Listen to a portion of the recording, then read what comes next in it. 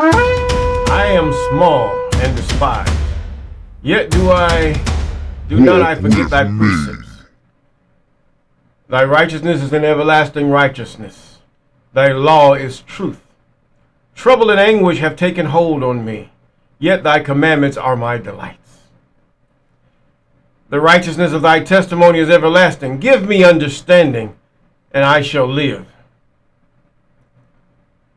I cried with my whole heart, hear me, O I am. I will keep thy statutes. I cried unto thee, save me, and I shall keep thy testimonies. I prevented the dawning of the morning, and cried, I hope in thy word. Mine eyes prevent the night watches, that I might meditate in thy word. Hear my voice according to thy loving kindness, O I am. Quicken me according to thy judgment. They draw nigh that follow after mischief. They are far from thy law. Thou art near, O I am, and all thy commandments are truth. Concerning thy testimonies I have known of old, that thou hast founded them forever. Consider my afflictions, and deliver me, for I do not forget thy law. Plead my cause and deliver me, quicken me according to thy word. Salvation is far from the wicked, for the meek, for they seek not after thy statutes. Great are thy tender mercies, O I am. Quicken me according to thy judgments. Psalms chapter 119, verses 141 through 156. Yes. Deliver me from the hands of evil spirits who have sway over the thoughts of men's hearts, and let them not lead me astray from thee, my God. Establish thou me in my seed forever, that we go not astray henceforth and forevermore. Jubilees chapter 12 and verse 20. Yes. Good morning, good afternoon, good evening, those of you on this platform and shared platforms. We thank God for you. Yes, we do. And with a hand clap of praise and laughter, we thank God for you, and we give God we just thank God for you. Yes. We thank God for those of you who have just subscribed. We thank God for those of you that have been with us from the beginning and here and there's about. And we thank God for those of you that are about to subscribe or follow, calling those things that are not as though they are. Yes, all praises to the Most High. Yes, for he is good. Yes, we're in the book of Joshua. Yes, Joshua. We're still in the book of Joshua, or Oshea, as his father called him. And they claim that Moses gave him another name, or Moses called him by another name. Maybe it was Moses' speech impediment. You know? So the fact is, Moses did have a speech impediment, in that if you read in the book of Joshua how that when Moses was a toddler, that the angel saved him from death by a hot coal. With a hot coal. Because the baby picked up the hot coal, but it was not hot in his hand, and he put it in his mouth, and it burned his tongue and his lips. And therefore, it is said that Moses had a speech impediment. This is why he was slow of speech. You can say Oshea or Oshea, however you would put, a person. His tongue was damaged, his lip was damaged, but yet he was a valiant man. One thing I thought about, if you read throughout the Bibles, all the righteous kings basically were, not all, but most, just about all of them, were warriors. Abraham, he was a warrior. Isaac, the same. Jacob, definitely a warrior. Then you're talking about the leaders. They were military. They were militant, I'll put it that way. And we go down from Jacob, and then we go into his different sons. They were warriors. Joseph, even Joseph was a warrior. Then you get down to Moses, or Moshe, how some of you would call him. A warrior. King, a warrior king. And you still got David and other different kings. And most of the kings that were not warriors or had nothing to do with war mainly led the people astray. Were not trained militarily, because there's a discipline there. Not only is a discipline, you start seeing things for what they are. As a warrior, there's an art to being a warrior. There's an art to war. There's an art to you provide for the current events, and also you're providing that there's security throughout the land. See, one thing about military-minded person, they're mostly minded towards security. When a people has security, then a people can go about without fear, doing the things that they do to raise their children, to develop their infrastructure, to develop their technology. Yes, and this is the agenda of those who oppose these nations that do such things. Now you understand how that the people of the military leaders of these people, not only just in Africa or the Sahel, but all over the world, even Gaddafi, military. Because one thing about the military, you especially here where I'm at, you can just about think about how,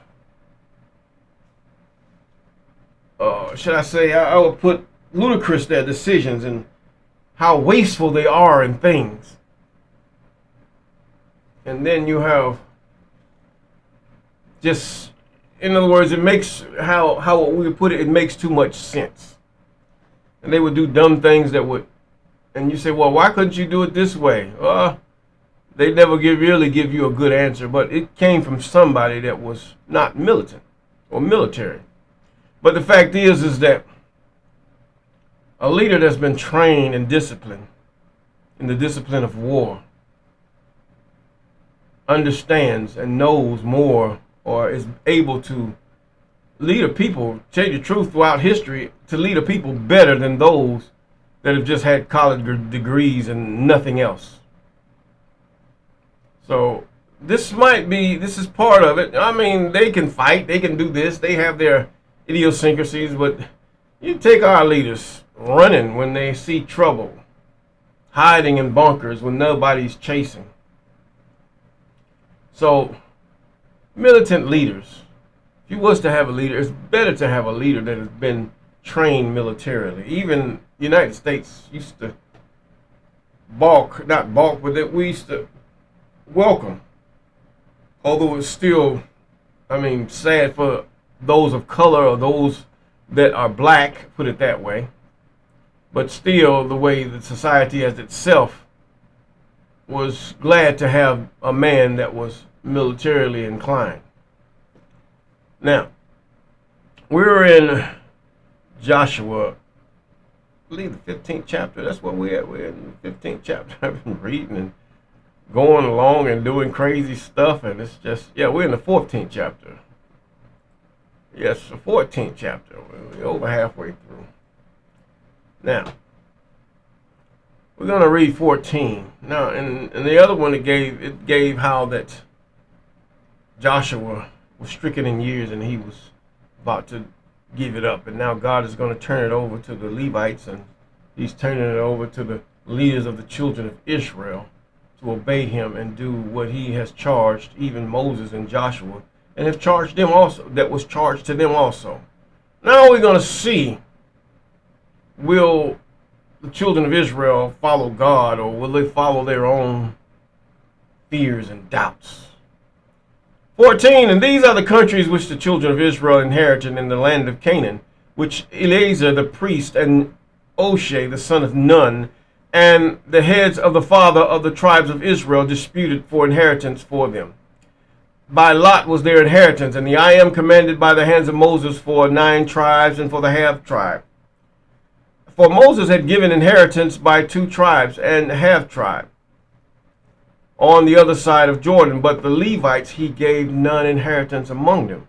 As I said before, the tribal list is so way off track. It's a big lie, because the number one thing that makes it false is the Levites have no inheritance whatsoever, no land. They were scattered. They lived in their own communities because that's the way God. There would be a lot of the land outside of the cities in that, among that, should I say, tribe, or should I say group that was named after their father. Now, by lot was their inheritance, as the I am commanded it by the hands of Moses for the 9 tribes, but for the half tribe. And Moses had given the inheritance of the 2 tribes and a half tribe on either side of Jordan, but unto the Levites he gave none inheritance among them. For the children of Joseph were 2 tribes, Manasseh and Ephraim, because he only had 2 sons. Therefore they gave no part unto the Levites in the land, save the cities to dwell in with their suburbs and their cattle for their substance. Now this cattle will be given to them from the rest of the children of Israel for sacrifices, and also they could eat of it too. Yes, this is the way God had made the thing to work. The government was God. Let's make a book. This was the government of the Most High on earth. They were to be examples. As far as them people right now that came there in 1948, I don't know who the heck they are, but whatever. I mean, it's kind of funny, and it's foolish, and it's serious, because they're evil. They're after the gold and silver of the African nations, which are also many are Shemites. For the children of Joseph in verse 4 were 2 tribes, Manasseh and Ephraim. Therefore they gave no part unto the Levites in the land, save the city to dwell in, with their suburbs for their cattle and for their substance. And the I am commanded Moses, so the children of Israel did as they divided the land. And then the children of Judah came unto Joshua in Gilgal, and Caleb the son of Jephunneh, or Caleb, and the Kenizzite, and said unto him, Thou knowest the thing that the I am said unto Moses, the man of God, concerning me and thee in Kadesh Barnea. 40 years old was I when Moses, the servant of the I am, sent me from Kadesh Barnea to espy out the land, and I brought him word again as it was in mine heart. Nevertheless, my brethren that went up with me made the heart of the people melt, but I was wholly followed by the I am, my God. But I wholly followed the Lord, the I am, my God. And Moses sware on that day, saying, Surely the land whereon thy feet have trodden shall be thine inheritance, and thy children's forever, because thou hast wholly followed the I am, my God. Now therefore, behold, the I am hath kept me alive, and he has said these 45 years, he's 85 now, even since the I am spake this word unto Moses while the children of Israel wandered in the wilderness. And now, lo, I am this day 85 years old. 85 years. And as yet, I am as strong this day as I was the day that Moses sent me, as my strength was then. In other words, God was with his strength too. The same thing with you. God can be with your strength. God can give you strength even in your old age as 85 years old. You can whoop a young man just and subdue a wild man just as good as a younger man could, if the Most High was within you. If you are going by his dietary laws, if you're obeying his commandments, and he has a duty for you, God will not diminish your strength, neither your eyesight. Because what? God will give you a deterrence for your enemies, that they might be at peace with you. Because one thing about your enemies, they walk by sight and by greed. Know that about them, period. Now therefore give me this mountain, wherefore the I am spake in that day. For thou heardest in that day how the Anakims were there, and that the cities were great and fenced. If it be so, the will, God's will, or the I am will, be with me. Then I shall be able to drive them out, as the I am said. And Oshea blessed him, and gave Caleb, the son of Jephunneh, Hebron. That's the land of Caleb. for an inheritance. I mean, it's a blessing to be 85 years old. No, I'm not 85 years old. He's 20 years older than I am now. But either way, 85 years old and still have the same strength, bodily functions, and everything as when you were in your prime years, even your 20s. Hey, can nobody do nothing but praise God and give him the glory for that? You wouldn't care what anybody said because you're saying, God sustains me. Yes, it's God who sustains me. Not your medical doctors, not your vitamins and all these other supplements you got. The food today is just so devoid of vitamins. It's all by design. Corporate design. Oligarch design. The whole Western political situation is run by oligarchs. Period. Even Mr. Putin had to tell them who's in charge, and also Xi Jinping had to tell them also, you don't run this country. I run it. And the oligarchs had to either fall in line or get the heck out. That's rich people, put it that way. But anyway, if it so be with me, then I shall be able to drive them out. Verse 13. And Oshea blessed him and gave unto Calib, the son of Jephunneh of Hebron, for an inheritance. Hebron was therefore became the inheritance of Calib, the son of Jephunneh, the Kizite, unto this day, because that he wholly followed the I am of Israel. And remember in the last part of even Jasher, he said, if you obey the commandments of the Most High, you shall have good success. Success does not mean you have all the money, the crypto or whatever. You're getting like Joseph, depending on man. But the work of your hands, your mind, if that means you have to invest in that, then God will lead you in that. Not of your own accord, but God will lead you. But many would say in their hearts, I have made me rich. This is what God hates. I have made my health like it is because I exercise every day. Yet, man, here's a woman that ain't done nothing but wash dishes and wipe babies behind, and she lives to 100 and something, and you die at 73.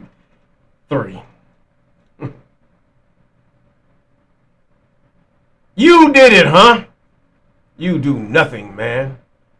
And then those of you that do live according, and you live wickedly according, and then you begin to spread your bigotry and everything else around, then God has to sit up there and show you, once you die, I allowed you to live long enough that you might change from your evil ways. But you didn't. You still held it in your hearts. You still hold it in your hearts now, 70 and 80 years old. Some of you 90 and still hate the blackness because somebody tricked you and told you a dumb lie that whiteness was greater than blackness. I see, it looked like to me on the white piece of paper, the black shows up better. But either way, doesn't matter. It ain't about, you're just a pink. You just don't have melanin. God did this for a reason. Deuteronomy chapter 28. So you still can't do what you do. You're a vessel unto dishonor. And you say, God, I don't want to be a vessel of dishonor no more. And you pray that prayer, God will change. He will change you. He will give you a heart to love no matter what the skin tone of anybody is. He will give you that heart. And the name of Hebron was before Kirjath Arba, which Arba was a great man among the Anakians, and the land had rest from war. In other words, the land had rest from war because Caleb what?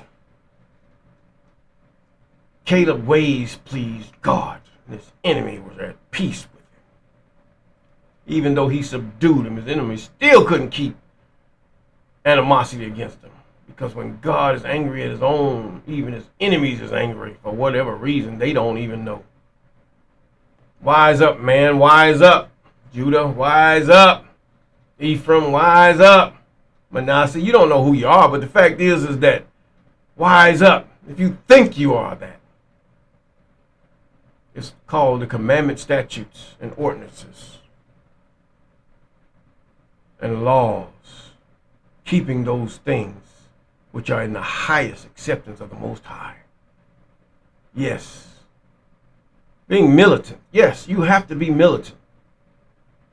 God's way is militant. It's what this is how military learned what they know now. They start reading the Bible. This is how they were able to go over the lands the way they did. I mean, colonization, reading the Bible. But you don't read the Bible to counter these things. How they spread insurgency. God chose this people, and because of the nations that were subdued before it. See, that's what happened. See, now this other entity, the horror that we call the whore of Babylon, they did it by another means. They did it with money. They did it with money and from the same influence of those people that they installed in 1948. Yes, those are nothing but Europeans. That's all they are. Because all the people of that time were black. Don't know he went. Oh, no. Yeah. I'm not even sad to say. I'm glad to say they were black. But I'm sad to say that they sinned and fell short of the glory of the Most High. They sure did. That is true. They sinned. They went against their own vows toward God. It wasn't that God made them obey his commandments. They said, their parents said, all that the I am have said that we will do. He said, teach your children. But no, even today, you don't teach your children, your little girl talking back like she's grown. Little boy look like he spit on his father. I mean, your children oppress you, women leading you. Oh, is that a curse? Yes, it is. It's a sign that you are cursed. And men walking around effeminate and all these things in many ways, and women walking around masculine in any ways. It's confusion. Even the Bible states so. Confusion in the land. The cup of the Lord, or the Most High, he that owns all the earth, is what I'm talking about. This cup is almost running over. And when it does roll over according to the prophet, he will pour it out, even to the last little bit, which they call the dregs. Yes, they got a nickname for the last little drop, like they would say Folgers coffee or something like that. Maxwell House, whatever you want to call it. But either way, with all that, his commandments, statutes, and ordinances. And with that, we're going to say, peace.